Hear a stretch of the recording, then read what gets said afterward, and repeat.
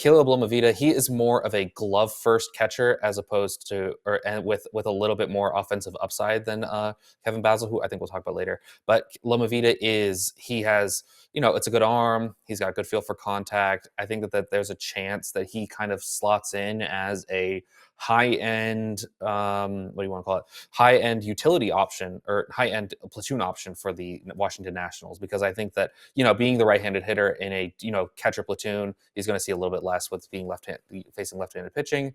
But there's a lot of like interesting tools to go along with him, which isn't very normal for a catcher. I wonder what your thoughts are on being the resident catcher fan that you are, Drew.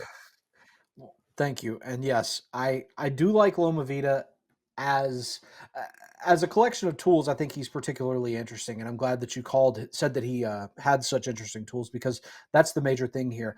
One thing I'll point out about Caleb Loma Vita right off the jump is that he is almost ridiculously aggressive at the plate. Tyler Jennings referred to him as being hyper aggressive. And I think that the first step towards the Nationals finding something of great value with Caleb Lomavita is going to be refining that, because that's going to be what unlocks his actual upside. I do think that there are some chase issues. There's some ground ball issues. He hits excessively into ground balls. But that said, it's relatively interesting speed. I think that especially for a catcher, Loma Vita's kind of trending towards maybe even that JT Real Muto level of speed, where he's interesting enough and a true contributor with stolen bases from a fantasy perspective. And as you alluded to, Reese, the defense is very strong, and it'll keep him in the lineup kind of regardless of whether he has this same aggressive swing and miss issue that we just talked about. What do you think the power outlook is going to be for Loma Vita? Because I know at Cal, he was an exceptional power hitter.